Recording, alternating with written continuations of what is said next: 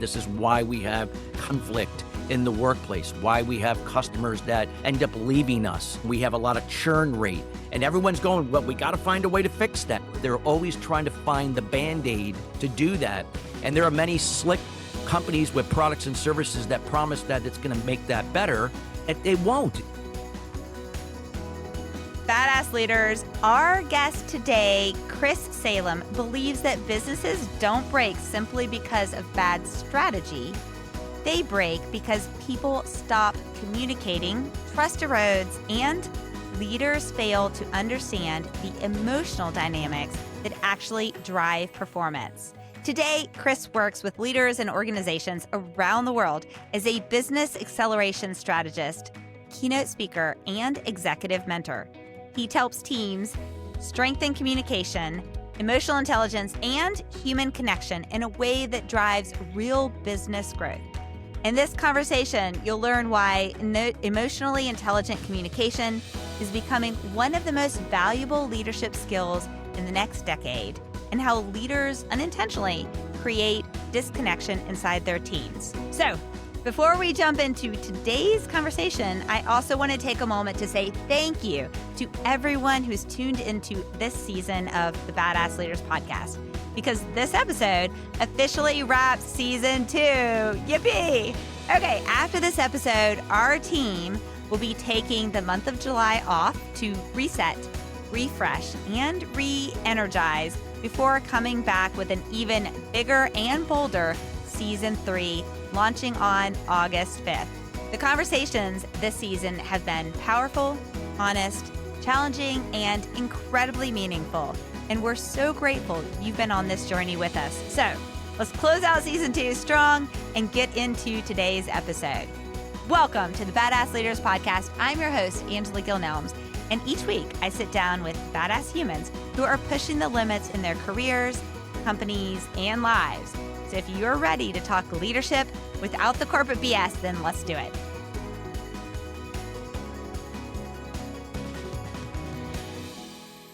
Badass Leaders community, thank you for joining us today. I'm very excited on a Saturday to be talking with Chris Salem here. And so Chris, I want you to introduce yourself. The listeners have already listened to the intro that I created for them, but I want you to introduce yourself. Could you share a bit about how you get involved in the work you're doing today and more about you? Well, first, I always like to start off, I'm based on family values. I'm a happily married man to my wife, Maria. It is my second marriage. We've been married for over 10 years. Have a wonderful marriage, have a son who just finished his first year at college. He's coming back in a few days. We can't wait to see him. So excited. And one of the things that I pride myself on is my life experience, my life and business experience. And it's what I do today, what I've been doing now for the last 14 years, helping executives, high performers, and businesses to turn challenges into opportunities and then opportunities into results. And that is through the power of emotional intelligence and effective communication. I am an EQ and business communication expert, meaning that I have the ability to communicate effectively, not only one-to-one, one-to-few, but one-to-many across different personality, generational, and cultural and ethnic types. And I work with organizations and those leaders and how they can now align that to now building robust workplace environments, transforming their leadership and team development. More importantly, also, and how they use that in their messaging for value proposition messaging and how that shows up to targeting their core audience and how they process information neurologistically to reduce the number of touch points to convert and close more sales and thus increasing revenue. I also apply this to customer experience, stakeholder buy-in, and also raising capital with angel investors as well as VCs and private equity.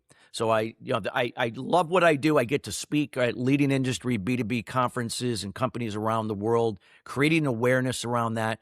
And on the back end, I usually will generate a lot of coaching and consulting projects as a result of that to now actually execute and implement that and measure to show how EQ and effective communication can transform not only their business, but themselves personally. I love this. Okay, first I want to tag. So when we were doing our research on you and I saw you using the word robust, I like jumped up and down because, Chris, one of the things I say to my teams is that I always want them to think about how to build things that are scalable, sustainable, and robust. And I don't find enough people that are talking about that piece of it. And then we wonder why we have these things that don't last and can't pivot when they're appropriate, and they can't survive when maybe the original leader and visionary person is no longer there, or, the economy or something that changes. So first, I want to talk to you about robust because I don't hear that enough in the space. So tell me about how you've honed into that as something key. Well, robust, sounds like, hey, that's when you become robust, like nothing can go wrong. It's like everything is going good. Well, hey, that not everything is going to go good, but you have to be able to see things for what it is, not what you think it should be. When you're able to adapt to what is, and that is always going to be situations and other people outside of your control or anything outside of your control, it allows you now to see things for what it is and what you can do with it. And not only on an individual level, but a team level, then on a business level to adapt. If that means to pivot, you pivot. So it sees challenges, obstacles, problems, not as something to resist, not something to escape or just manage, but to embrace it. Because through those challenges, what are in them are disguised with opportunities. And in those opportunities, now you can generate solutions. And from those solutions, you can generate results. That's what creates a robust environment. It doesn't shy away from challenges. It welcomes it. It understands that if it's going to scale and grow, challenges are a must-have. They're not something, hey, we rather choose to resist it. We welcome it because without them, we won't have more opportunities. And without more opportunities, we can't develop solutions to create results. We become stagnant, stuck, and stale. I love this. Chris, I was talking about this yesterday. I was at a meeting at Georgia Tech and was talking about companies and technology. The example I was giving was the reminder of companies such as Kodak and Blockbuster. Okay. And both of them, like Kodak, the reason they went, I think back in the day, people would have thought as Kodak film being very robust. But what happens is that when the world was changing, when technology was changing, Kodak didn't dig into the technology age. They really thought everyone would always want to print off photos forever, right? And they didn't adjust. And the same thing, Blockbuster thought people are always going to want to rent movies. So while both of them were great companies and successful in their period, my perspective, especially based on what you just said, was that they weren't robust because they weren't able to pivot and continually ask. One of my favorite questions is, what does success look like in this period in time? Angela, you just really made a great point with those two organizations. And while they were two great organizations, I mean, in terms of the culture that they built, their demise was in the fact that they assumed, and I'll say that again, assumed that they knew their audience. Well, they may have known their audience on some level up to that point during their heyday. But as we know, generations change, and that was what was happening. Generations change. The millennials were a complete change from where I came from, being an older Gen X and baby boomer who grew up with printed film, right? That's what we grew up with. Yeah. And same with Blockbuster, the same thing. Oh, go to Blockbuster and rent a video, bring it home, watch it, and then, come back and return it. But they didn't keep up on with the generations changing and how people consume that type of product. And because of that, they weren't able to adapt. And by the time they figured it out, it was too late. Netflix was already firmly in place. And of course, other players that, with Apple and just about Google and everything else, just, that was it for Kodak. And that's what happens. It can happen to sometimes some well-known companies when they don't really know their audience. And here's the reality. Most organizations, when I say most, I mean like most, don't really know their audience like they think they do. They may know the Yes. demographics, they may know it on a certain level, but they don't know how they process information. And your audience will change over time, especially when it aligns with generational. Yep, yep. That I think too, a struggle is sometimes we as business leaders love our baby so much that we're like, this is perfect. Back you mentioned Apple, right? Okay, so when Apple decided, for example, to take away the home screen thumb button, right? And the other pieces, we also call them, have you ever read the book Getting to Aha? Yes, yes. Yeah. Yes. So as much the example of that, like they were visionaries and they were thinking about the future, not the stagnant piece of today. The other book that I love that tells more of the next Netflix story is the rules, no rules, or something like that. That's written about that journey. But I think that's exactly it. So I love that you bring in robust in that. But I also want to go back as well to emotional intelligence. Okay. My fear right now, I really think that the COVID pandemic area time period amplified the use of emotional intelligence. And my fear is that in some people's mind, it's becoming this big buzzword and they're starting to kind of discredit its value. And I don't want that to happen. So can you tell us from your perspective, how do you, first off, how do you define emotional intelligence? And why do you think it still needs to be a cornerstone of things we're thinking about in the space? Oftentimes, a lot of people see EQ as, something nice to have, but they don't realize it is a must have. And it is a foundation that can transform any business from the individual to the team and organizational level. Now, I'm not going to here just to repeat what typically how a lot of people interpret emotional intelligence. Probably many of you read the book by Daniel Goldberg, what came out over 30 years ago. The way I look at emotional intelligence is how we show up as leaders in our role and duties. We all have different role and duties, whether if it's in business, despite your title, if you are a parent, you're a spouse, a member of your community, you're always wearing a different hat somewhere. It's going to be the things that you do that transform what you do and how you do things that are going to be an example and a resource for other people to do the same. This is what builds a winning team environment, what builds a winning home, a winning family, a winning community, whatever you want to call it, that robust that we were talking about. We have to be able to grasp the concept there are things in this world that we can control, and there are things that we cannot control. So I'll make it simple. Two major buckets that we can't control that I shared earlier are we can't control other people and situations. Yet, people have been, since we were infants, have been, trained to always get caught up in the control we can't control. We're always worried what other people think. We're always trying to persuade and convince other people. We're caught up in what other people think. We're caught up in situations that are beyond our control. We can't control what's going on in the world, can't control taxes, tariffs, yet we cling to that. And we experience that by being in the past and the future in our thinking, where fear thrives. Yes. And through that fear, we don't have clarity. We don't have focus. And as a result of that, we operate from expectations. We all know what happens with expectations. We never live up to them. They fall through the cracks. We communicate based on assumptions and speculation because we're so caught up in this control we can't control. And we experience that through stress, anxiety, frustration, overwhelmness, and so on. What's the natural tendency when we feel that way? To escape. So we get distracted by shiny objects, by these phones that we carry around every day, social media. And we're not really laser focused on what's really important.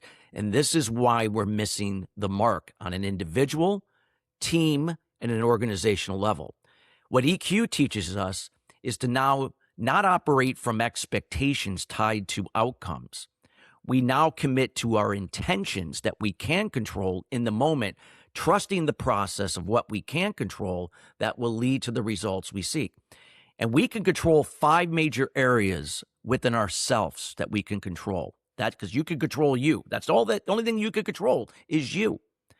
That's your communication to yourself and others. We don't realize how we communicate to ourselves will dictate how we communicate to other people.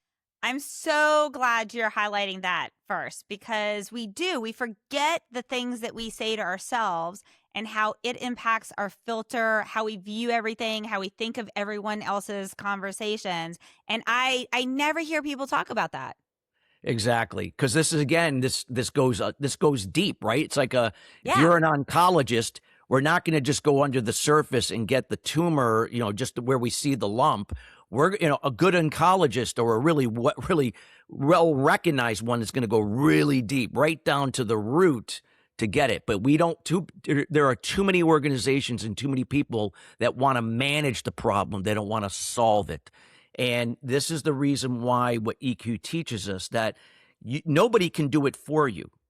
It can maybe help, but the only thing that's going to make those changes and where we're going to pivot and where we're going to adapt and where we're going to create that robust environment for ourselves is you. You have to be the change. You can't wait for change. So when I said about communication, if you're communicating from your inner critic more than your inner champion. I wrote an international best-selling book over 10 years ago in this called Master Your Inner Critic, Resolve the Root Cause, Create Prosperity. And in that book, I shared that if you're operating from your inner critic, that voice that shares that you're not good enough, imposter syndrome, yet you hide it and you come across to other people like you're very confident, you have your act together, and they think that you can do no wrong. And you probably see this a lot in politicians, right? Yes. And none be beneath the surface. But how it comes out is it comes out in a passive or aggressive style of communication. And when you're now passively communicating to others, you're oftentimes saying yes to a lot of people because you want to go out of your way to please and enable them, thinking that's going to help them, because you're doing it because you're seeking this validation that your inner child did not get growing up. And I can speak for that because that was me. I was a passive communicator. I was not validated growing up from my father. And because I didn't get that, I sought that out in other people. So I was a people pleaser.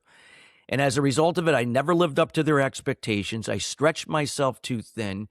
And then I would get very angry when I didn't receive the validation that I felt I deserved for what I did for them, and repeated those same codependent,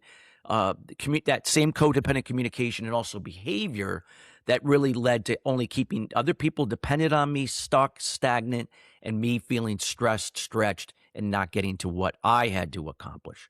Now, there are aggressive communicators. Oftentimes, aggressive communicators are people that are very also hard on themselves. They're perfectionists. It's never good enough. And they have a hard time trusting that other people can live up to what they're looking for. But when they're in positions they have to delegate, they have a hard time doing that. So they have a tendency of micromanaging, and they can talk down to people. They might be condescending. Nonetheless, passive and aggressive styles of communication disengage people. They don't build rapport and trust. And unfortunately, the reality is, in any type of work environment, I don't care if it's a small mom and pop to a Fortune 500 company, those styles of communication run rampant. And you have all these people, passive and aggressive communicators, bouncing off of each other, creating dysfunction, and why we have retention problems, why we have burnout problems, why we have a lack of productivity problems. So we got to take all of these things into consideration. And then another thing we can control is our behavior, there's passive and aggressive communication. And then we have to learn to be assertive. Assertive is the ability to know that I know what I'm good at, I know what I'm not good at. And that how I communicate, how I process information is not the same way that other people process information. So absolutely, I have to use sensory acuity. I have to be able to understand that some people who are very results oriented, get to the point, that's how I got to communicate to them. Some people are very analytical and detailed. I got to adapt my communication to them so they can now process this, so I can build that rapport and trust with them. They're task oriented. Some people are people centric. They care about who it impacts first, so they lead from emotion rather than logic first to get the results, opposite of the task-oriented ones I just shared. And then there's some people that are very systematic. They don't want to make decisions. They don't want to take calculated risks. They like to play it safe, but they're driven by a purpose to help people. but they want to support the decision makers. We have to know how to adapt our communication, not only how we process it, but how they do. It's those people, teams, and organizations that understand how to adapt that to different personality, generational, and culture method types through assertive communication can build faster rapport and trust and start to convert. They turn their customers and the people around them into advocates that now will stay and want to continue to work with you and refer. Powerful, but a lot of people just don't get it and see it that way. Now, I said behavior. Behavior is another thing we control. Is your behavior assertive in alignment to your assertive communication? I was a passive aggressive. I was a passive communicator and an aggressive behaviorist. My behavior always contradicted because I would always end up exploding and yelling and screaming at people when I didn't get that validation for what I did for them. Now, the third one you could control is your attitude. It's happening for you, not to you. Great leaders see, again, challenges and obstacles and setbacks as necessary to create opportunities to generate solutions towards results, rather than being the victim and using excuses and deflecting how they feel onto others. We live in a world now where a lot of people like to complain and point the finger and woe is me, instead of taking the responsibility to adapt to what is, not what they think they should be. And two more, I'll keep quiet so you can shed some insight from your perspective. Is emotion. You can control your emotion, how you respond versus react. It's a big difference. So even if I'm angry, there's nothing wrong with being angry. That's just my mind and body sharing with me through EQ that I have something unresolved, probably something deeper that I have to look at. I can choose, though, not to react from it. I can now pause, remove myself for 10 minutes, sleep on it before I respond to that email or verbally to one-to-one, one-to-few, or whatever that is. And finally, my action. I can control my action. Is my action in alignment with everything else that I just shared? Am I taking massive action on the priorities that truly matter, ranking them accordingly, focusing on what I can control, letting go of what I can't, and getting rid of anything that does not serve me or others on the tasks that I'm working on? When I can focus on those 5 things that I can control each and every day and letting go of the same 5 things in other people and situations, being the example of that every day, being a resource like that every day, I can empower other people around me to do the same in their role and duties. That's what creates a robust, sustainable, and harmonious environment in your home, community, business, industry, whatever that is. And I can tell you, numbers don't lie. And when you can now start to measure where all of that impacts those areas and you're tracking it, I will guarantee you, if you are committed consistently through discipline and consistency every day, and you get majority of your people doing the same, you will see a huge difference in your KPIs. Okay, so I want you to remind, Chris, I want you to just state the 5 again. So for the listeners that are like, okay, that was amazing, remind them the 5 again. Communication to yourself and others in an assertive versus a passive-aggressive way. Behavior in an assertive versus a passive-aggressive way. Attitude, it's happening for you, not to you. Emotions and how you respond and react to other people in situations beyond your control. And 5, taking massive action towards the tasks that truly matter, prioritizing them. So this way you're not multitasking. You're giving 100% of your energy and focus in a certain designated time frame to a task that is important, that you can control up to that point to execute on, and then moving on to the next one. That is a game changer. Love it. Love it. Okay. So you mentioned discipline during this conversation that you were talking about. And so I want to peel the onion on discipline a little bit. Sure. Because I know in doing our research, we identified how disciplined and intentional you are outside of work too. For example, you walk 4 miles every day, you practice Tai Chi, strength train multiple times a week. So explain to us, what role do you believe that movement and discipline have in taking care of yourself, played in not just your health, but in the way you lead, think, and show up in life? Well, just think about, Angela, when you were growing up, with that, whether if you knew it or not consciously, but subconsciously you did, you were observing your mom and dad.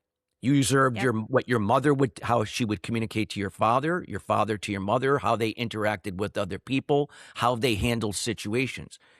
As we become adults, we become a byproduct of who we are, and of course, what we observed and learned growing up with our family. So we sometimes bring some of the negative parts of what we observed that become part of our who we are, not completely 100%, but become that.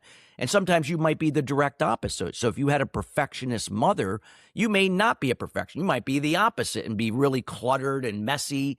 But then again, you could be also a perfectionist because that's what you learned.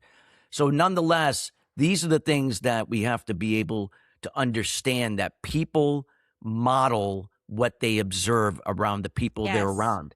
And whether if you know that consciously or not. So great leaders don't lead by telling people what to do, how to do it, when to do it. Yep. They lead through discipline and consistency, being the example. And instead of just doing everything for everyone, they're resourceful. They give resources for you to help yourself, because that way people become less dependent on you, more self-reliant, and now we can complement each other in our role and duties. That's what builds a robust winning environment, not one based upon codependency. And then when something falls through the cracks, we all start pointing fingers on who's to blame and who dropped the ball.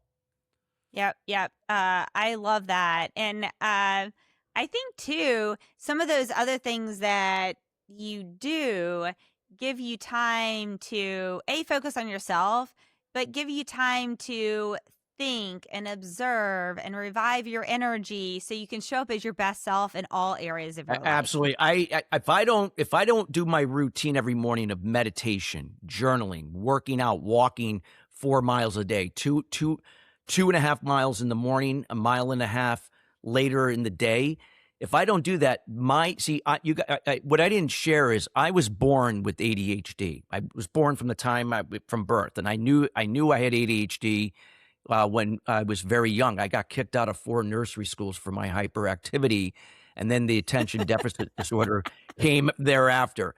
I could easily go back to that. My mind, I just had racing thoughts. I would get distracted very easily. I would be doing 3, 4, 5 things at once. But that was just became very exhausting. So a routine keeps me consistently in the moment, focused on intentions, not expectations, because fear cannot escalate in the moment. So these habits and disciplines help me each and every day to be that example, and not only for other people, but for myself, because it's like the oxygen mask theory. You got to put it on. Yes. You got to put the mask on yourself before you put it on your child, because you can't give what you don't have. You can't give from an empty cup. Right. And you got to fill your cup every day. Great leaders, it's not selfish. They fill their cup every day to keep giving from empathy, not pleasing, enabling, big difference. And as they give, it comes back to them from somewhere else to fill their cup, to keep the process going. I call it give without expectation, receive without resistance. Ooh, I love this. Okay, so I want to dig into this because there are a couple of things that you said, and earlier on you mentioned burnout, and so I want to talk about that. So I want to dig into your work that you do to fight burnout in the hustle culture that many of us find ourselves in today. So can you tell me a little bit more about that? Well, the thing is, burnout, just to define what burnout is, a lot of times burnout isn't just always that, oh my God, I feel really stressed and I feel really lethargic. I'm not saying that you can't, but burnout is very subtle. It can creep up over time. Sometimes you may not even realize that you're not even burned out, because you're just operating on adrenaline and you're just going through the motions like you typically do it. But there is going to be a point where, something gives. The body is going to always give signals. Your mindset will give signals. Like, I know, because I'm older now, I'm in my late 50s. If I feel like, hey, Chris, there's something like in my leg, I'm feeling something kind of off. That's my body saying, hey, you're going to have to maybe, okay, I know you walk every day. Slow your roll. Okay, maybe today you take the day off. Okay, the old me would have said, heck with that. I'm not doing that. But so I listen to myself. And I know for the younger generations that sometimes because we think we're invincible, we're young, nothing like that could happen to me. But I could tell you it did. I burned out in my 20s. I used to have anxiety attacks as a result of just the stress I was going through. I constantly was in a fight or flight state. Not only was it through my ADHD, it was because, again, I was always clinging to expectations tied to outcomes. I had to outperform everyone. I always had to be the best at everything I did because I learned that from having a parent who was a perfectionist.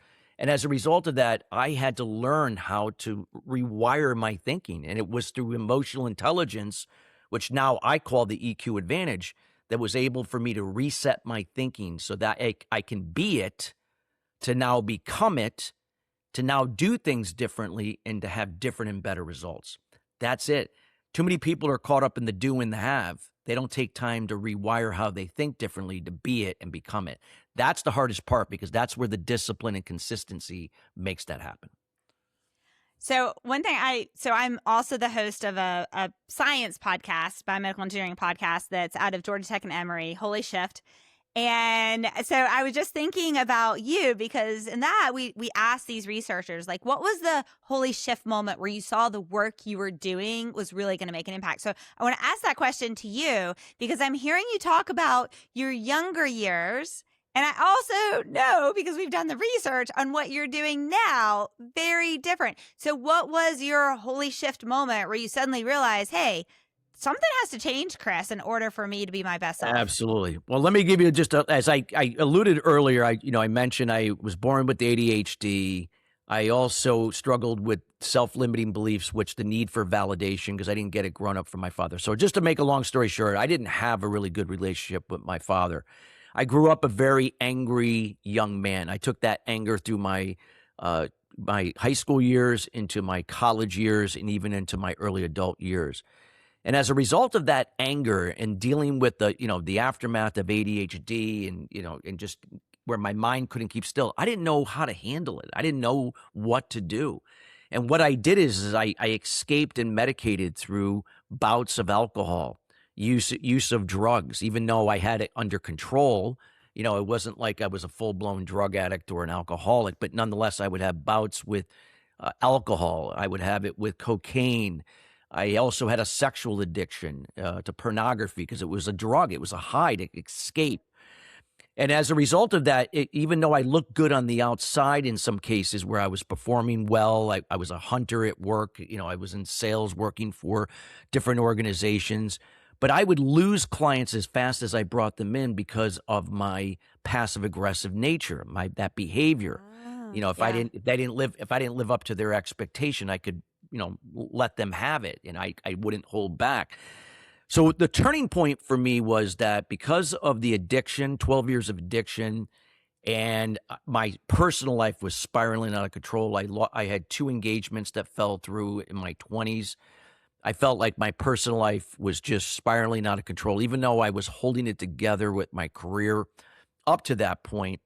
I just felt the path I was on, I wasn't going to live another 5 years. I was going to burn out because I was burning the candle at both ends. But there was a turning point, and that turning point was when in late 1999, my father, who had tried to make an attempt to make up for all those years of not being the father that I had hoped he would have been to me and my brother, I noticed he was trying to make those attempts. And it was in September of 1999. My dad had had a nagging cough for about 5 months and, didn't think anything of it. He was in good shape. He hadn't smoked in years.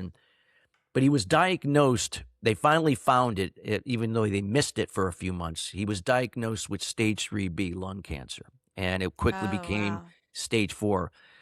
They gave my dad a year and a half to live. He didn't live until he lived only another 4 months until the end of 1990. But I had a life-changing moment with my father. The day before he died, he had already whittled away to nothing. Here was a man who was about 185 solid man, had withered away to 130 pounds, just like skin and bones because of the cancer. And I remember him looking over at me. He couldn't talk because they had him on morphine just to quiet his body to, pass peacefully. And his eyes were half shut, half open. And he looked over at me. He couldn't talk, but I could hear his words. Now, to this day, I know it sounds strange, and I still get goosebumps even after all these years. I could hear him talking to me without words. And I remember hearing, I don't know what it was, but I could hear it in my head what he was saying. I wanted to just let you know that I always loved you, your brother, and even your mother. My mother and father had been divorced for like 7-8 years before that. He goes, I did the best I could with what I knew. And when he said that, Wow. it hit me. I'd always blamed all of my frustrations and why things didn't work out in my life on my father. And then I realized that I'd been blind to it all this time, that my dad was the black sheep of the family and he was mistreated by his father. My dad could only be the father that he knew. He didn't know any better. We're a byproduct of what we grow up in. And when that hit, I said to myself, wow, maybe he did try to the best of his ability because, he did provide, but he just emotionally was not there. He didn't know any better. And I believe because my father didn't know how to process emotion, he stuffed everything. And that stuffing of everything manifested itself into cancer in his body. And it was for the first time I realized that no matter what deck of cards we've been dealt with in life, and some people have been dealt horrific things and gone through traumatic experiences, as adults, we are always responsible for what we do with it. And that was the Yes. first time I took ownership of where my life was and where I was going to go. And the next day he passed, and within 3 days after that passing, I embarked on I got into a 12-step program. I immersed myself into Eastern meditation and began to really study EQ. And for 3 years, I worked hard on myself every day to transform, to rewire my thinking. And as a result of that change in myself, that ended up leading me down the path that I've been in ever since as now a business acceleration strategist on the business side of that, but also an executive coach and an expert in the area of EQ and communication strategy. And what I do, even with people on a personal level, I've been doing that, helping them to do the same for themselves. And I've never looked back. And here's the thing. I've never become complacent where I was and where I am today. I am still as disciplined and consistent. I do everything I started back 27 years ago now. I still do every day the same way each and every day. I never take it for granted. And I know it's my job and my role to be the example and be a resource for others, no matter if they know me or not. I got to show that has to show up in how I communicate to the people outside of my control, coming from me, my behavior in alignment with that, my attitude, it's happening for me, not to me, my emotions and how I respond versus react when I'm dealing with difficult situations and people, and my action. That is what I commit to each and every day. Every morning I wake up, what can I control? What can I not control? I say that every day. Something that I think is really powerful about your story, and it resonates with me. I had a similar relationship with my father. My father also passed away of cancer at the age of 69, and it was several years ago. And it was really sad when he passed away because I was just like, he really never lived a life. Like, I was like, what are they going to write about him in his obituary? What legacy did he leave? Because he didn't. And he also was, he and my mom, they got pregnant in high school, got married super young, and then it just cascade effect. And I think the power is that when we as adults can step back and see the humanity in those people and really why they didn't have the tools, they didn't have, he was the black sheep. And what drove me crazy for decades of my life is I would talk to my aunt and uncle, and I'm like, why? Like, I'm constantly treated like I'm the black sheep of the family, and I'm like the opposite. The people who know me outside of family are like, she's totally not that. And my aunt said something that was really powerful, and she said one day, have you ever thought about the fact that maybe you're the white sheep surrounded by black sheep? And actually, she gave me a painting of that last year for Christmas. And I thought it was really powerful because what it did is allowed me to kind of appreciate where they were coming from. Think about they didn't have the skills, they had these other things. And while I don't have to, I don't have to do anything differently with them, but I can be very respectful of that. And I can think of, okay, what do I want to learn from this? How do I want to change the way? Because I will have an impact on the world as well. And I think tying with your emotional intelligence piece, right? Tying into that, realizing that everyone around us is a human being and they have their own stories. And when we realize that, then we can be way more thoughtful about how we want to interact with them, how we want to build relationships with them or not, right? How we want to do partners and really have a deeper understanding of humanity. I agree. Yes. And like you said, everybody's got a story. And the thing is, sometimes, like, in this case, your dad passed away also young, 69. My dad was 56. But, sometimes they could be blessings in disguise. And we don't want to see anybody die young, but my father ended up giving me the greatest gift I could ever imagine. I wouldn't be where I am today. What I'm doing today, why I'm doing it today, had that not happened. That was like his way. And that's something that, God forbid, if that happened to me, I'd be doing the same thing for my son and passing that on to him the same way. And, again, that give without expectation, receive without resistance. And I love but no, that. thank you for sharing that, because it's so powerful. And again, these are the things that I feel like, I don't care if it's business or on a personal level, emotional intelligence is a must-have. Think of it like as the foundation to your house. When you buy a home, how many of us think about the foundation to the house? Nobody. But yet, if you have a faulty foundation and you got this beautiful home and you have it beautifully decorated, well, that house is going to have problems, and you're going to be spending a lot of money to keep it up, or God forbid, it might fall down if it's built on a faulty foundation. That's where EQ is the foundation on an individual, team, and organizational level, and the difference between companies being here and being here. Oh my gosh. Okay. So I want to put exclamation points on a lot of this. Okay.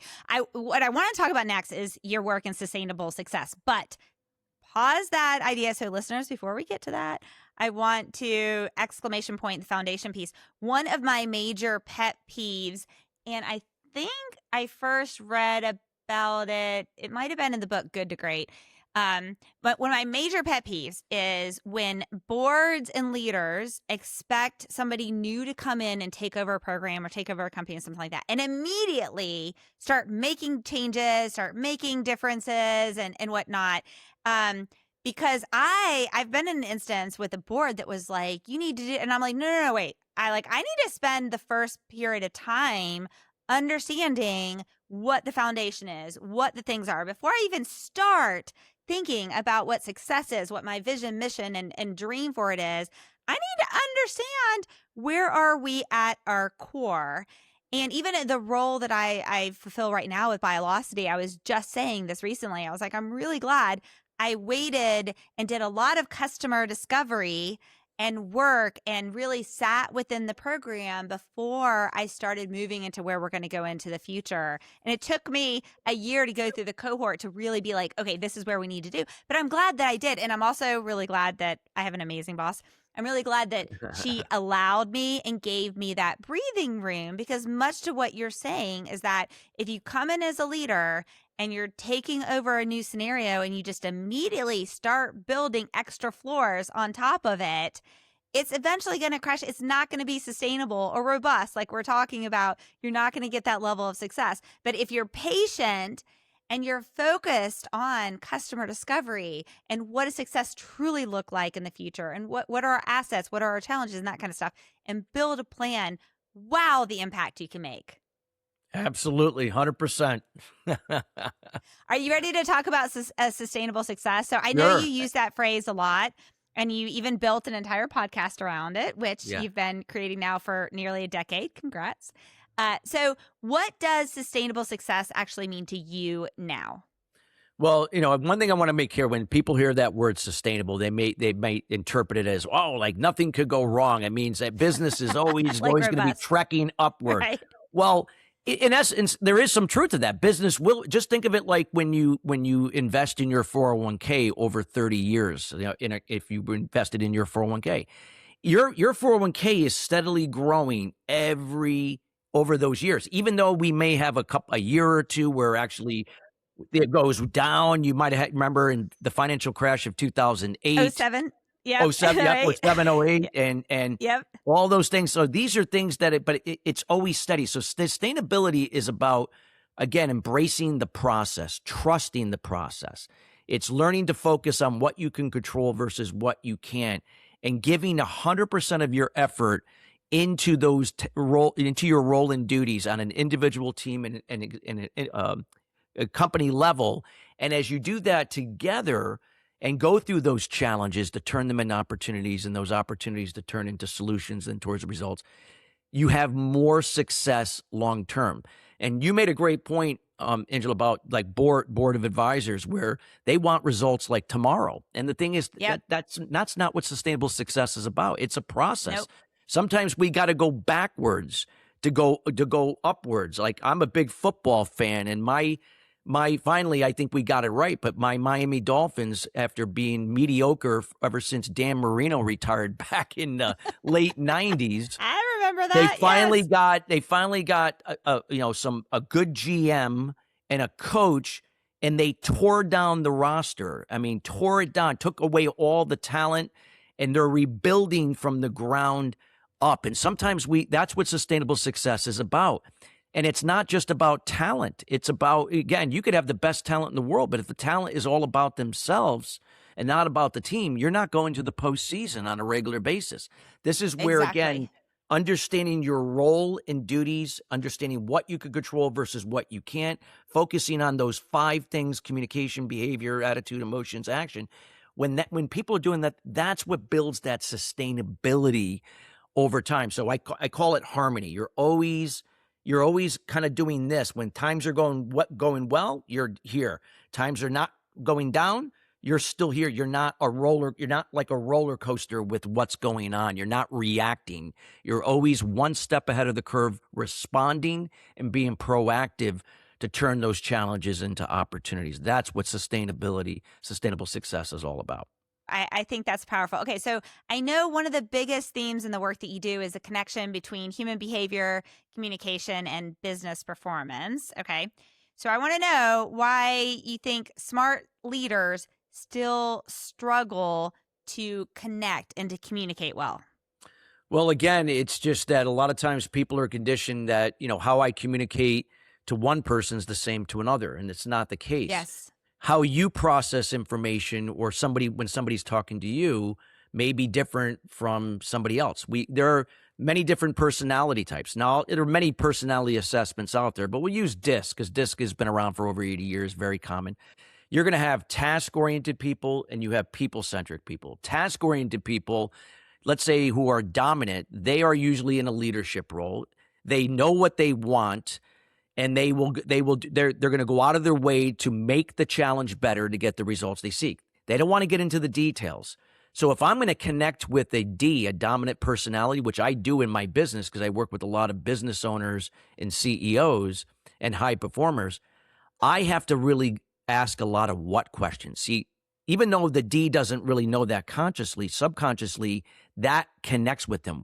When they hear Yes. what can we do better to make this better, make this challenge better, get the results, that gets their attention. If I said, hey, how can we do this better?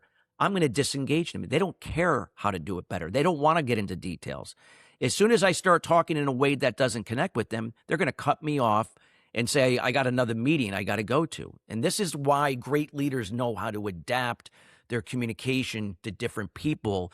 And then if you know your audience, which a lot of people think, this is how you're going to communicate through your website, through your marketing collateral, through your social media blog or your social media and your blogs, all of it, and your email marketing when you're actually having the one-to-one or when you're speaking to them at an industry conference like I do on a regular basis. I know how to adapt my communication to the bulk of the audience that has a similar personality or a generational type where how they process information. That's why I'm able to build that rapport and trust. That's what great leaders know how to do. And that's not something you're born with. You can learn how to do this. Agree. This is where it's not a soft skill or something. It's nice to have. It's a No, it must is a have. must. It's Yes. this is why, Angela, like I see so many people will invest thousands and thousands, hundreds of thousands of dollars into sales training. And while the sales training is great, the sales training never talks about emotional intelligence. It never talks about communication. It talks about just how to approach the prospect, how to do a discovery call, how to ask certain questions. But they don't understand that it's not one size fits all to everybody. This is why CPAs are great at what they do, but they don't know how to communicate to their clients because they're communicating how they process information in an analytical, how do we do it better? And if they're talking to someone who doesn't want to go into the details, they're not going to connect with them. If they're talking to someone who leads from a people-centric type personality, you got to connect on an emotion with them first before the logic. So when you don't know how to do that, you're not connecting with them. This is why we have disengagement. This is why we have conflict in the workplace, why we have customers that end up leaving us, and we have a lot of churn rate. And everyone's going, well, we got to find a way to fix that. And they're always trying to find the Band-Aid to do that. And there are many slick companies with products and services that promise that it's going to make that better, and that they won't. The only thing that's going to make this better is you individually and as a team changing to learn how to use EQ and how to communicate effectively, and to now not look at it as a soft skill, but to look at it as a must skill to do what you want to accomplish. It's so important. And that's the thing. People are not communicating. People communicate on assumptions and speculation. And when you think about it, that is the root cause to not only, probably most, if not all, the problems we deal as a society amongst each other. It's in politics, it's in religion, it's in business, it's in the home. This is why you have divorces, why you have partnerships that dissolve, why you have employees that leave, why you have, again, all of this can be tied back to everything that we're talking about here today. Well, two key points on that. One, I'm also a strong believer that your churn is directly attached to your overall customer experience. And I think too many companies don't understand that your customer experience, and whether you providing white glove service and that kind of piece, will have such a positive impact on your churn. All these other things like sales and incentives and flashy things, that's not where it's at, right? If the customer truly believes that you are going to listen to them, that you don't have to be perfect. You can make mistakes, but if they feel heard and you react and you keep your word and you're taking excellent service with them and you're listening to them, they will stay with you way longer than they would anyone else. If you try and fix it with all those other things, it will not happen. You're so true. You're listening not only with our ears to listen, to relate and understand, to ask the right questions at the right time, not trying to not try to go follow the script. You adapt to where they are. But I'm also listening with my eyes. I'm looking for mannerisms, facial expressions, sensory acuity. Like, for instance, if I'll give you an example. If my wife came home and I said to my wife, "Hi, honey, how was your day?" And she was like this, folding her arms, and she said, "It was okay." It was And good. then she said, "Okay." Most guys would go, "Oh, she's okay." And then they would just not and then meanwhile, she's fuming because she's not okay. Her tone of voice indicated opposite of what she said, and her body language was defensive. So in this case, we got to pick up on these things. Here's the thing about effective communication. Effective communication is made up of three things.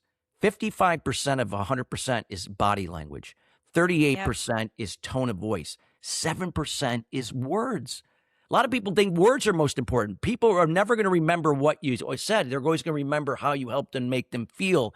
Yep. Body language is powerful. Tone is powerful. So these are the things that we have to be able to pick up on so that we know how to adapt where we Yep. are in terms of how we ask questions to get. And when what you just said, somebody might say, God, they understand me. You come across to them as a trusted advisor. You're not just a Yes. product or service to them. You're someone that's helping them to see the bigger picture that they couldn't see before. That builds further trust, respect, and then now they become an advocate. When they become an advocate, they're going to probably want to not only continue to work with you, Raving probably fans. they'll probably buy other products eventually, Yes. and they'll refer you. Yes. Yes, yes, yes, yes. So we're aiming towards negative turn, which is exactly that. It is that they are your best advertisement. They are also willing to then move everything into you. And I love what you were just saying, Chris. I was thinking about this, the body language piece. So I remember the first time I was asked to be a professor and I lectured a PhD class at Georgia Tech, and it was during COVID.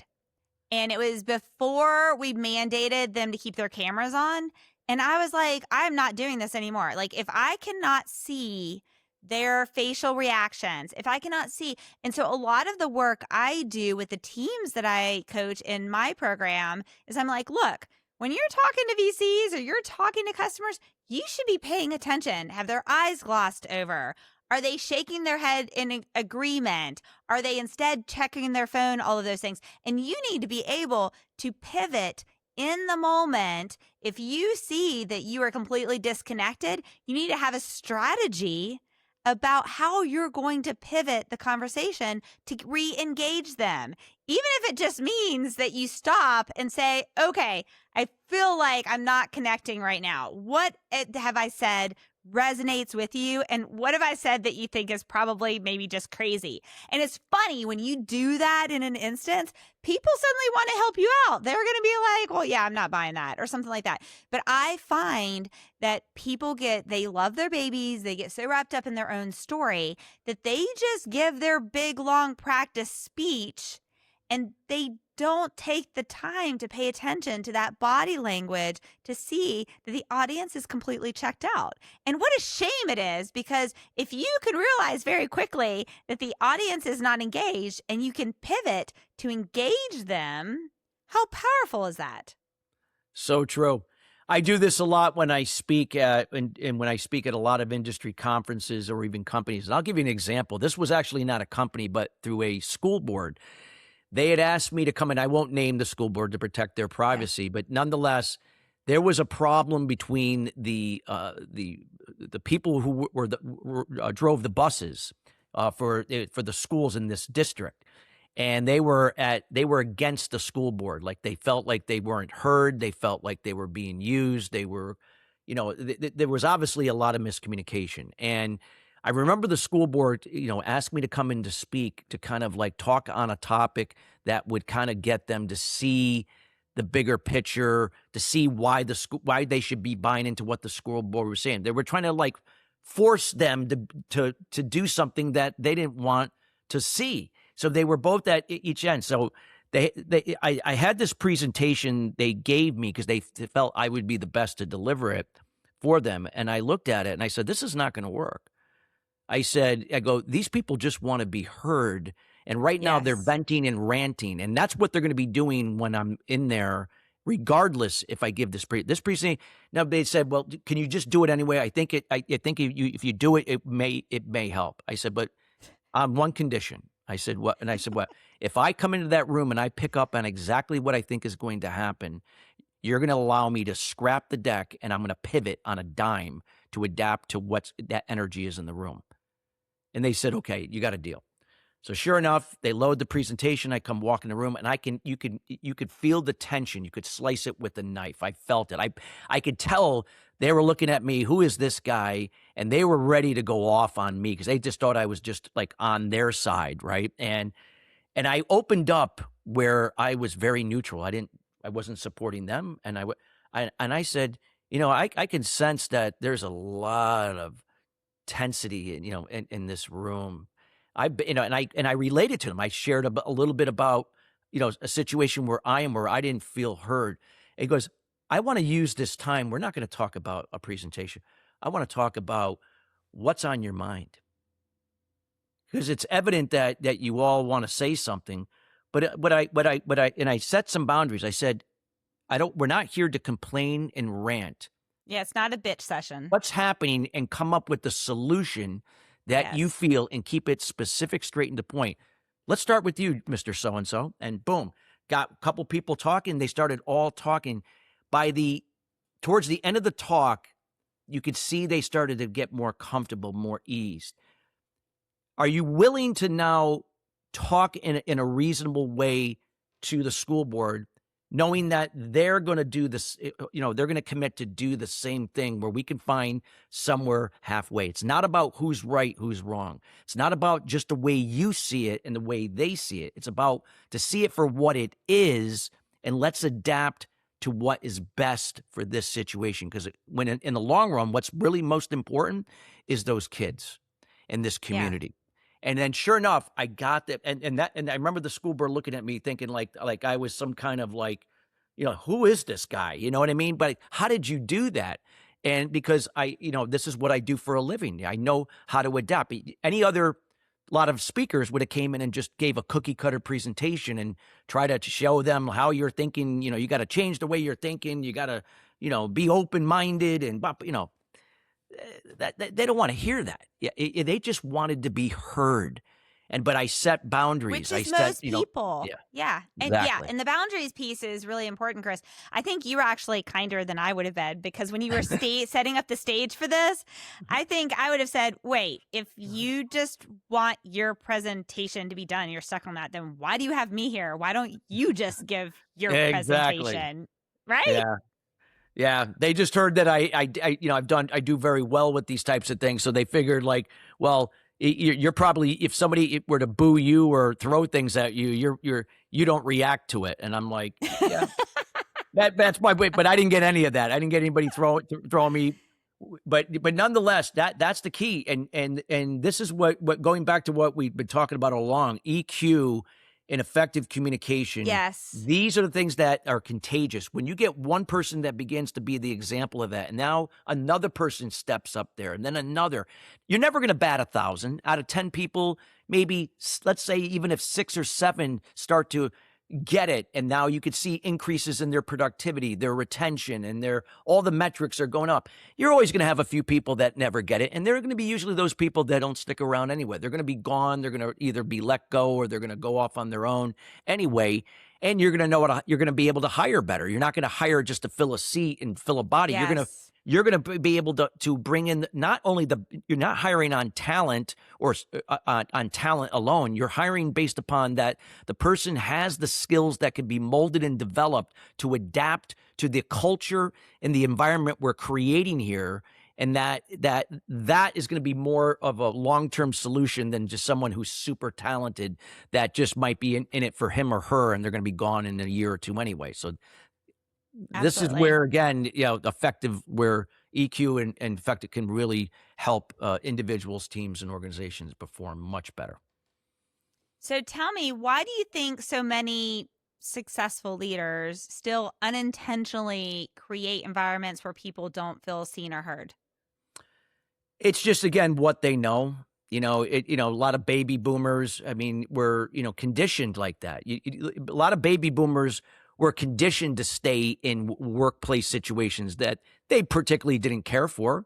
They probably hated it, but they were used to it. Children were to be seen and not heard. That was a generation they grew up in. So they were more like a younger generation, a millennial, or let alone a Gen Z. Their tolerance to that would be like this. You wouldn't even see the door closed. They would be out, they would be gone.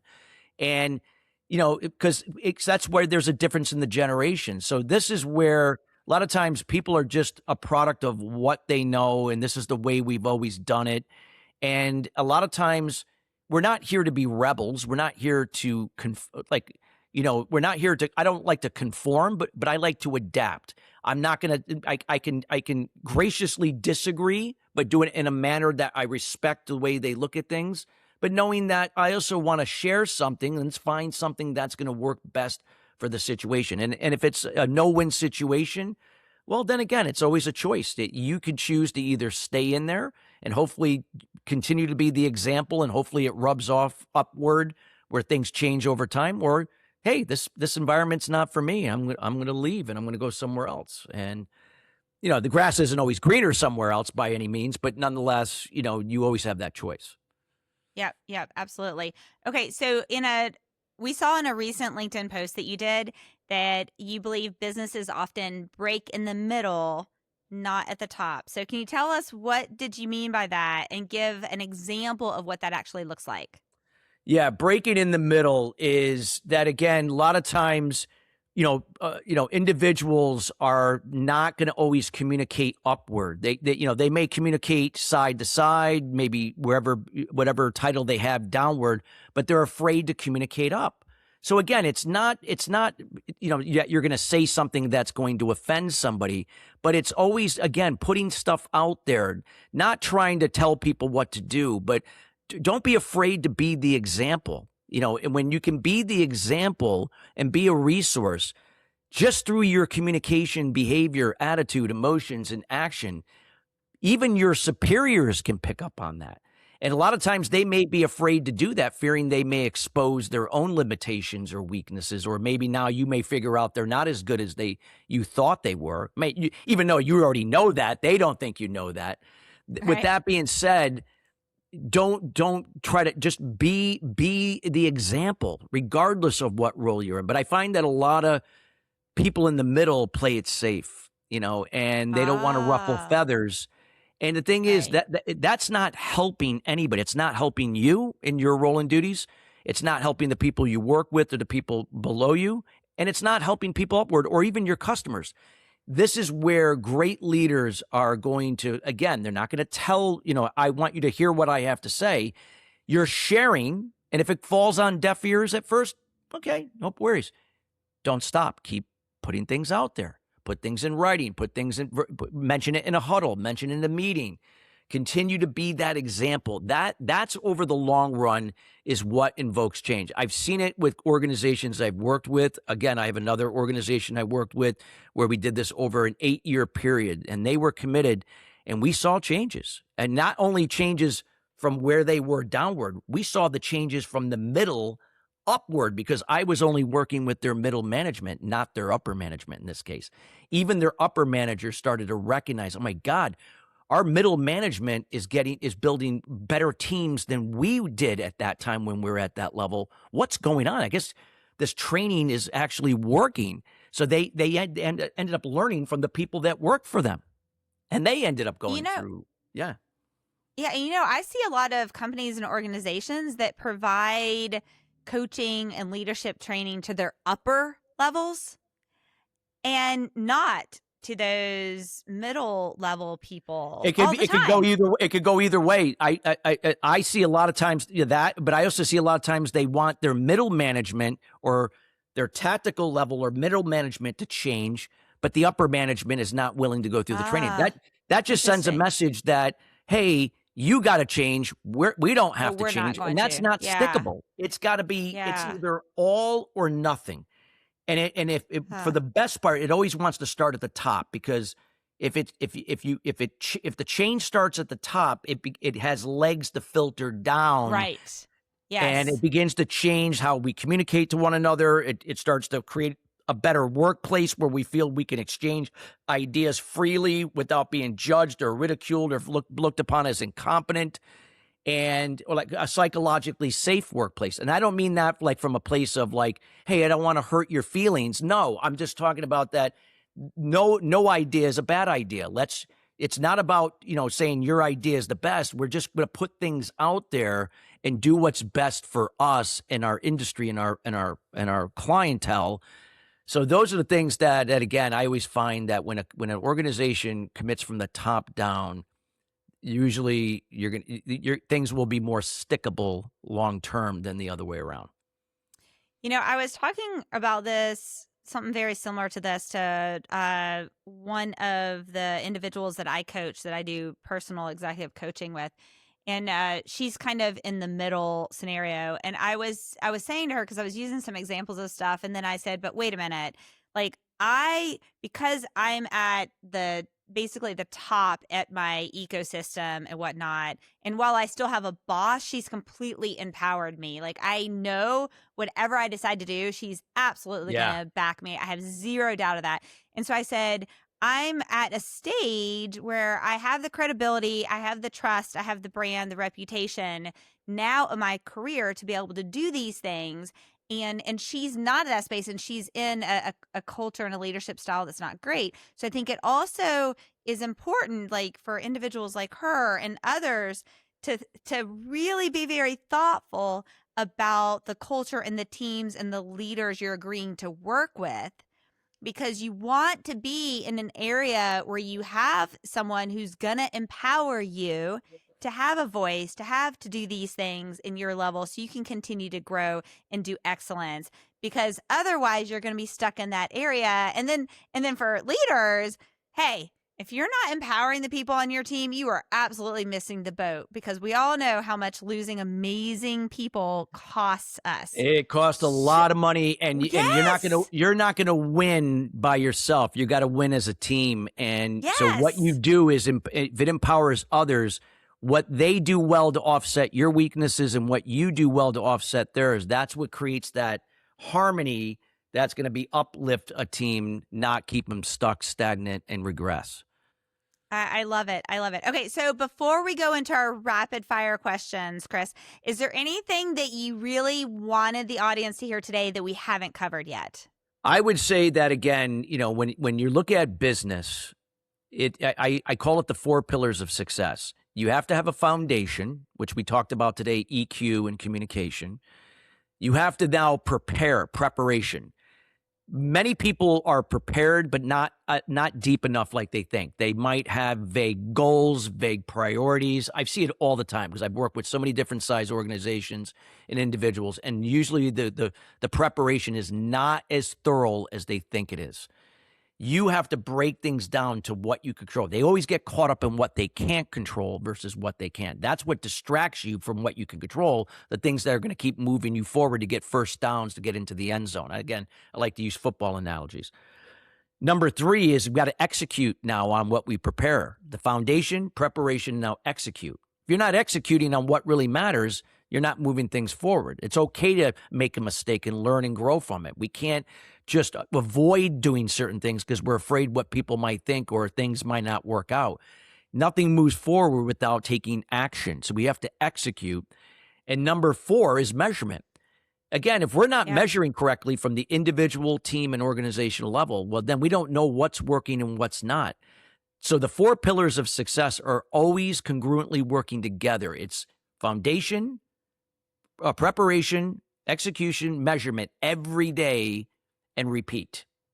Not only at a team level, not only a certain amount of people doing it, every role, every duties associated with that is doing that and communicating at a higher level based upon how they process information to now be in cohesion as a team, measuring that. Then as an organization, as you filter all the other departments, how many of those might be in your business, to now, again, numbers don't lie. And I've done this with a few organizations of 500 or less employees. It can be done, but the commitment's got to start from the top down. But those 4 pillars of success have never failed me personally or those businesses that committed to the process. Amazing. Okay, are you ready for some rapid fire? Fire away. Let's do it. Okay, Chris, tell me what being a badass leader means to you personally. A badass leader to me is someone that, again, that continues to be the example, that continuously is being a resource. He or she is transparent. If we make a mistake that came from us, we own it and we put it out there and we find ways that we can do to make it better. We don't deflect how we feel onto others and don't push the mistake onto somebody else or blame somebody for it. So a badass leader is someone that owns his or her role and duties and shows up daily through discipline and consistency. Love it. Love it. Okay. What's one health or wellness habit you wish more leaders took seriously? I would say, again, going back to EQ, you got to learn how to train your mind to be in the moment, leading from intentions rather than the past and the future from fear, from expectations tied to outcomes. I meditate every day. Now, you're talking to a guy who had ADHD. It took me 9 months to get into a meditative state because of my ADHD and my racing thoughts. I wanted to give up every day. I said, why am I doing this?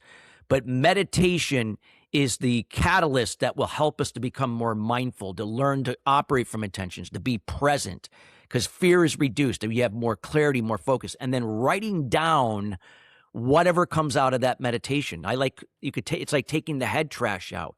It's getting whatever it might be in my mind that could be now interfering or distracting me to now go down a path that's not important, or to do something that is not healthy or conducive to my career or my well-being. So I'd always advise that, again, meditation, journaling, or any type of routine or habit or series of habits that will move you forward. James Clear is an ideal example with the Atomic Habits, which great book that will point that out.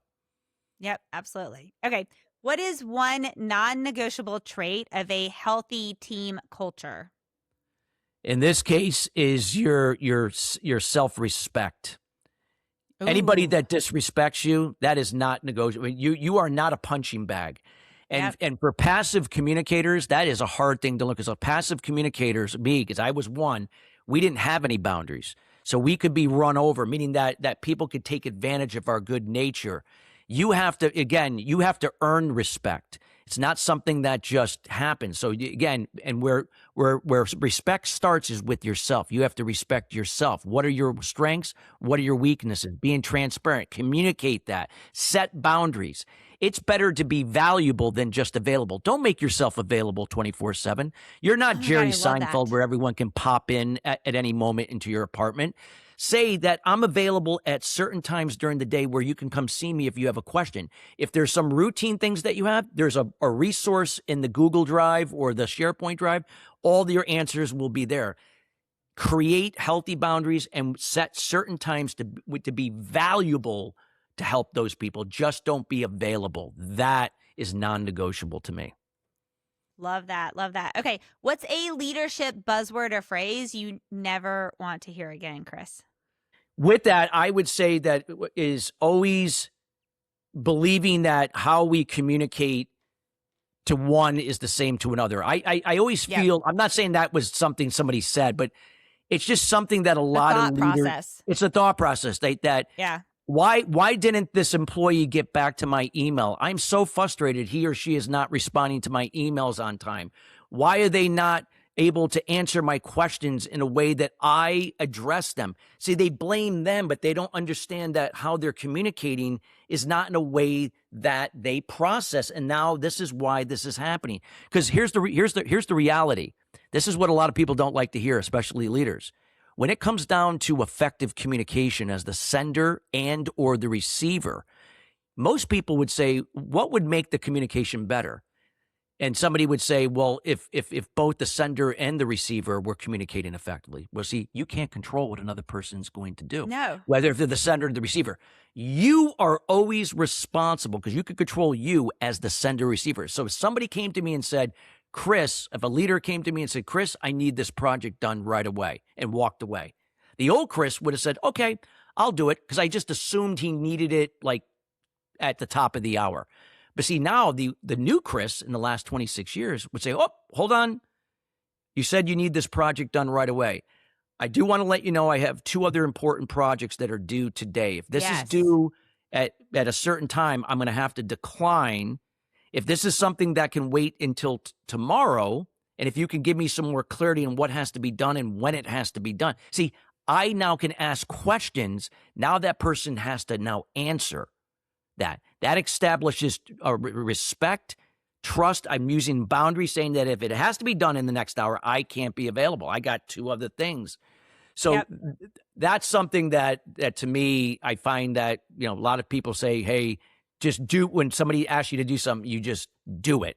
No, that's not productive for you, and it's not productive for them, because if you just assume what was important, And then you hand in whatever they asked you to do, and it's not what they were looking for. Now they're going to point the finger at you, and nobody wins in that type of situation. I had this conversation yesterday with this client that I coach, and it was so funny, Chris, because it's so tied to this.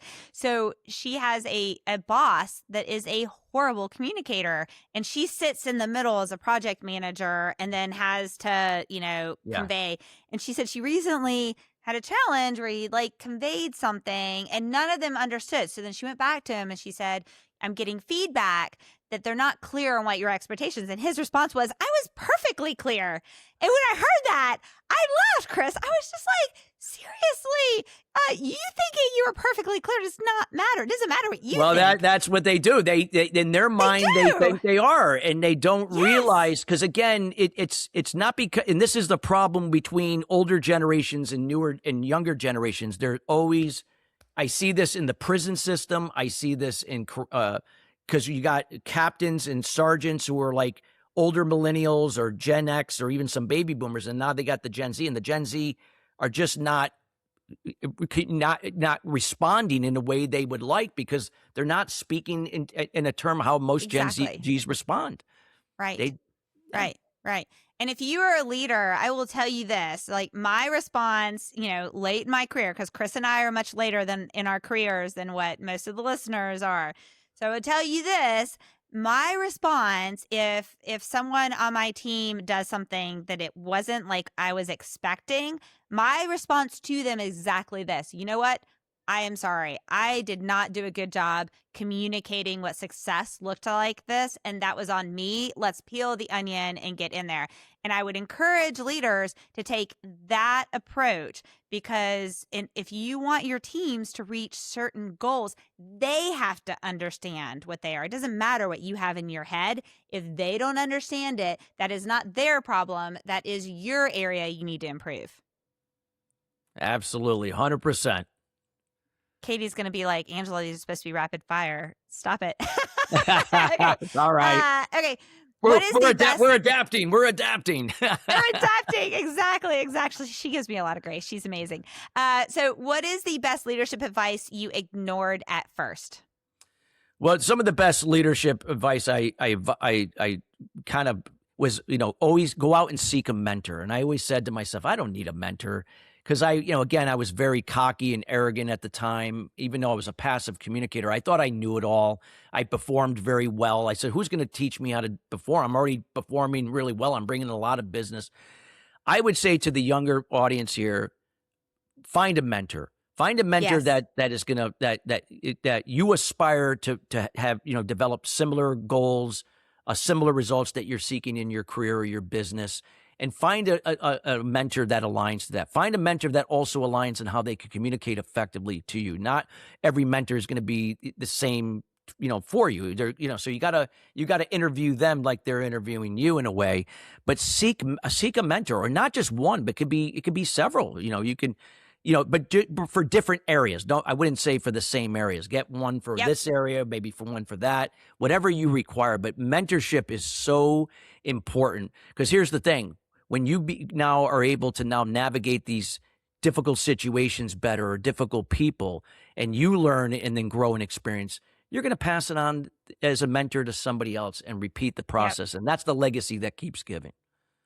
I'm so glad you added that piece, Chris, about that. So I've done a couple of keynotes on this, and I call it that I think you should set up, in some scenarios, I'll call it your board of directors, and others like your A team, But the point being is that early in my career, what I did was I found mentors for each space. Like I had a mentor that was like a relationship, a spiritual mentor, someone who was really good in sales and I had them in their categories. And then when I had a challenge, and going back to how we started this episode on all of these parts of our lives impact who we are as a human being, right? And so then when I had a challenge in a certain area, I didn't go to, my business advisor for my spiritual problem. Like that would be silly, right? Instead, I selected those people that I wanted on my A team, like who would be great in the foxhole with me, who would be my cheerleader, who would be each of these categories. I was very thoughtful and strategic about it. And so you don't get burnout from as well, that mentor, right? And put them in situations that they're not equipped to. You're respectful, but you also can get the best advice across all areas of your life, which is so important. I agree 100%. So important. And what you just shared, and I to me that is the best advice for the younger professionals that listen to your show. Amazing. Amazing. Okay. My favorite part of every episode is motivational quote time. So, Chris, share with us what one of your favorite motivational quotes is and why. Here's one. I mentioned it already, and I'll explain the reason. So the quote that I live my life from each and every day and operate business from is give without expectation, receive without resistance. Now, I really want you to, I'm going to break this down. When you're giving without expectation, you're not always available. You're valuable. You have boundaries. And the way to do that is giving without expectation from empathy, not pleasing and enabling. They may sound similar, but they are, one is codependent, one keeps people stuck and stagnant, pleasing and enabling by giving without expectation. But empathy gives through your example. It gives through resourcefulness. That empowers people to step up even when they don't want to, or maybe they may not like to do it. That's what encourages growth. That's what encourages accountability. So when you do that, you're giving without expectation. Now, when it comes back, you're not expecting that it has to come back from who you gave it to, but it's going to come back from somewhere else. Now, here's the thing that a lot of people make the mistake, even especially passive people. They love to give, but again, they like to give from pleasing and enabling. That's what I used to do. But when it comes back to them from somewhere else, they're like, "Oh, you don't have to do that. I'm good." Thinking that, like they don't want to feel like you owe them. You're not only denying yourself, but you're denying the people that that you normally give to, because again, you can't give from an empty cup. You got to constantly fill your cup in order to keep giving freely from example and resourcefulness. So if something serves you, whether if it's personally, spiritually, emotionally, mentally, socially, financially, whatever, I call it, the 8 pillars of wellness. If it serves you, receive it, graciously say yes and receive, fill your cup, and then repeat the process. It's like a boomerang. You keep throwing that boomerang, it comes back. That cycle, I call it, it's kind of like the law of prosperity. It keeps giving. Doesn't mean that challenges are going to go away. As a matter of fact, you'll probably have more challenges. But see, you want challenge. You should desire challenges, because the more challenges you have, the more opportunities disguised in them that you can seek through clarity, being intentional in the moment, to turn into solutions to get results. Less challenges means you're not going to have as many opportunities to get results. So that's where giving without expectation from empathy and kindness and receiving without resistance, that changed not only my personal life and my marriage as a father, being a great father, being completely opposite of what I went through and my brother went through growing up, and what I do in my community and what I do with my clients in my for-profit business and my nonprofit through Empowered Fathers in Action. It has been a game changer. And I never hesitate to use that quote anywhere that I get a chance to share that, and hopefully it sticks with the people that not only hear it, but it really sinks in subconsciously to start executing on it every day. I love it, Chris. Well, this has been so much fun. Thank you for bringing so much badass into this episode. I know you're super busy. It's a Saturday, and you said yes to sharing your wisdom with the world. So thank you for doing that. Thank you so much for having me. I had a great time sharing. I always love these discussions, and hopefully, again, we impacted a lot of the listeners here today and those listening later. Thanks for joining me for today's episode of the Badass Leaders Podcast. To hear more interviews with industry experts and learn how to grow your career and leadership potential, be sure to like, subscribe, and turn on notifications to ensure you do not miss future episodes. This podcast is a production of the AGN Group. To learn more about the AGN Group, visit our website at theagnGroup.com. There, you can discover more about our services, which include hosting workshops, management consulting, brand strategy, keynote speaking, and more. Follow us on all social media channels shown on the screen and displayed in the show notes. And until next week, be brave and be badass.